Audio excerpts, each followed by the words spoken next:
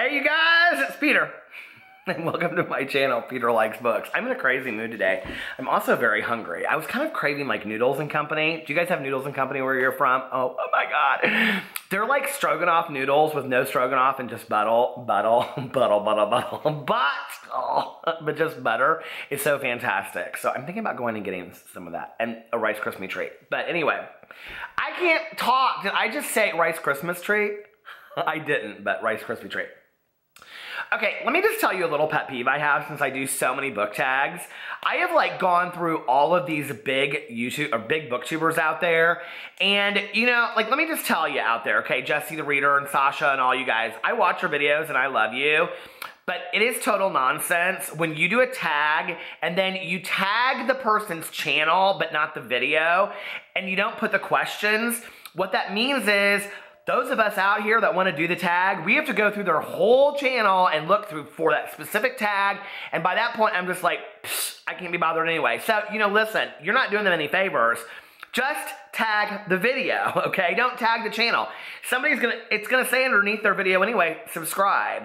Just a little pet peeve of mine. So anyway, today, because it took me forever to find the Christmas Carol book tag original, I am going to do The Joy of Christmas book tag original by Sam's Nonsense. So Sam, here, this is for you.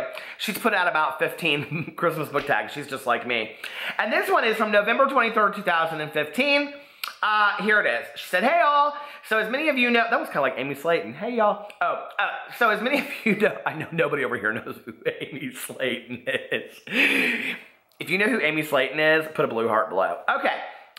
So as many of you know, I love Christmas, so I decided to create a new Christmas tag for the Christmas 2015. I'm like just sitting here thinking about all these people right now that like are crossover to my drama channel, and they're like, oh Peter, all these booktubers are going to be looking at the Slayton sisters now. I look forward to seeing you all do it, and as such, I tag everybody. Thanks, Sam. Okay, the questions. Number one, anticipation. The Christmas excitement is real. What book release are you most anticipating? What book release am I most anticipating? The sequel to Benjamin Eilier's Science, Aristotle and Dante Discover the Secrets of the Universe, coming out in 2018. I cannot wait. But I want to say something really quick. I went to the library today, and I ended up getting this book that is getting like horrible reviews. I think it's an LGBT, like, young adult novel. It's called Vanilla. Do you guys know, have you heard of this book? I don't know. Somebody said it was really, really bad, so I'll see. It's kind of like all written in prose. But when I was there at the library, my library's young adult section is very small, but they literally had like every brand new book out. And I was like, why am I spending so much money buying books? I'm just going to the library from now on. This is nonsense. So that's what I'm excited about. Number two, Christmas songs and carols. What book or author can you not help but sing its praises? Julie Murphy. She's hands down my new favorite author, and next to Harper Lee. I absolutely, absolutely love Julie Murphy, and I think she writes with such heart and honesty that she just is, oh, I love her so much. I can't wait to read what she has coming out next. Number three, Gingerbread Houses. What book or series has wonderful world building? I don't love world building, so I always just go to Harry Potter for that.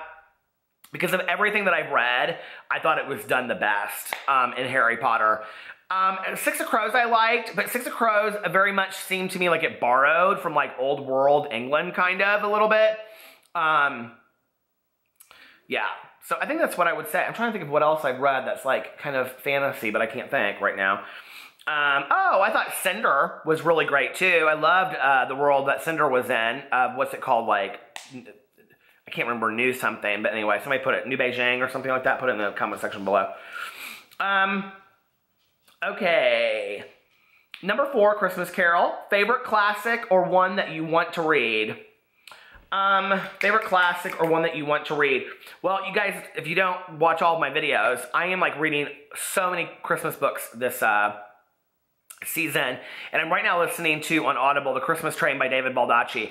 I just finished The Christmas Box by Richard Paul Evans, which I thought would be very, very corny, and you guys, it was really good. Like, I love The Christmas Carol as far as a classic, but it's kind of like a modern day classic. Debbie McComber, her books bore me. But anyway, I'm just saying, okay, if you love them, I bought my mom a couple back in the day, and she was like, oh, okay. She didn't really understand. I thought it'd be real cozy for her to read at this cabin in Tennessee that we used to get every year, but She wasn't a real big fan of Debbie McComber.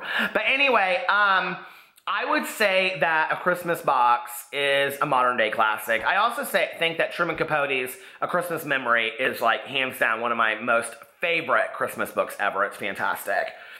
And I just finished Garrison Keillor's The Christmas Blizzard, which is so good, you guys. I mean, it is really, really good.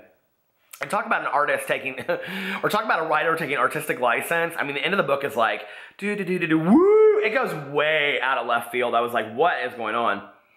Number 5, Christmas Sweets.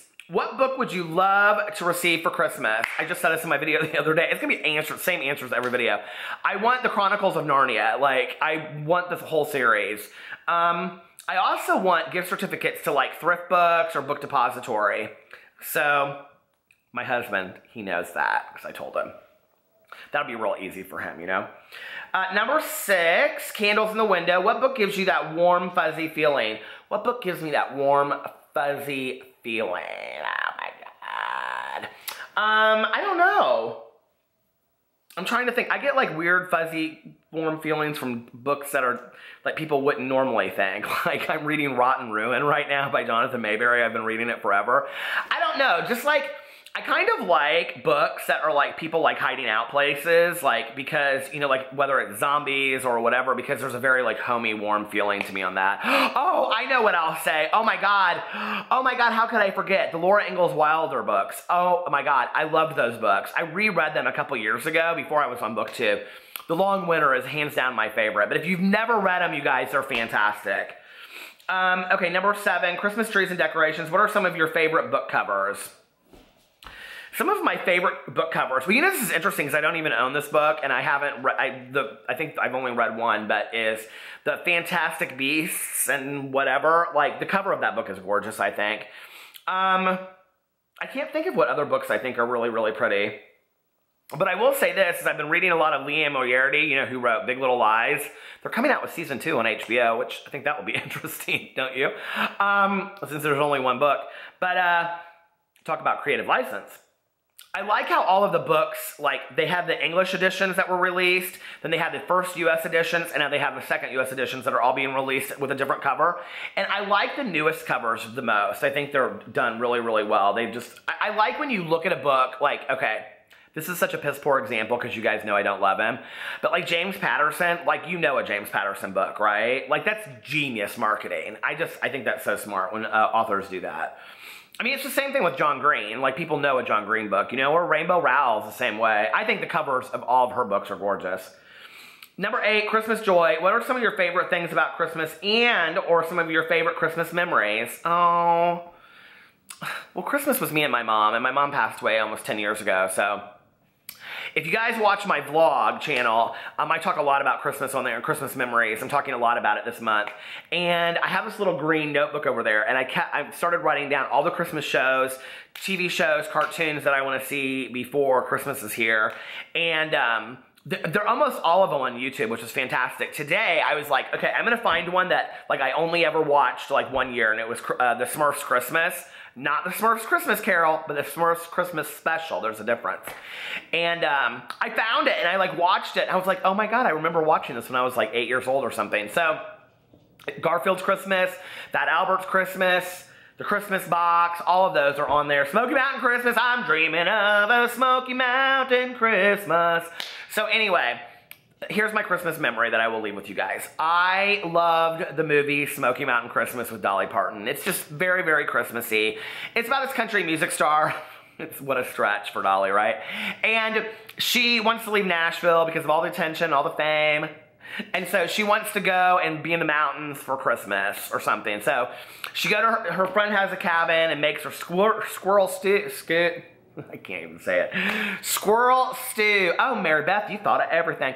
So anyway, and then she hangs herself a room and all this kind of stuff. You guys, it's so corny and I love it, right? Well, like 5 years before my mom passed away, I said, oh, my aunt and uncle were going out of town for Christmas with my cousin and her husband, and they were going to Florida. And my mom was like, it's just you and I for Christmas, which was kind of lonely and depressing. It was me and my mom and my ex. And so there was like, what, you know, 3 of us for Christmas. And my mom goes, I wish we could do something fun and different this year. I said, I'm getting a cabin in the mountains in Gatlinburg. Like, I want to go to Pigeon Forge in Gatlinburg. And So we got this really cool cabin, and I'll tell the whole story on my blog, but I remember going up there, and it was snowing that year. My mother was terrified to go up in the mountains, and we were actually in the mountains in Gatlinburg, and we got there, and it was like, it was everything I dreamed of, you know, fireplaces, quilts on the bed, overlooking the Smoky Mountains. We had the most amazing view. And we were there from like the 23rd, and we got up on the 24th and went to the grocery store and bought all kinds of stuff for food and made a huge dinner. A friend of ours went to. It was the most amazing Christmas ever, and we went every year after that until my mom passed away. And I'll never forget those Christmases in the Smoky Mountains. So that's my Christmas memory, and I think that's all I have on here. So anyway, is that the last question? Well, that is, and I'm not gonna tag anybody because I'm gonna tag everybody. I love you guys, and I will see you tomorrow. Bye.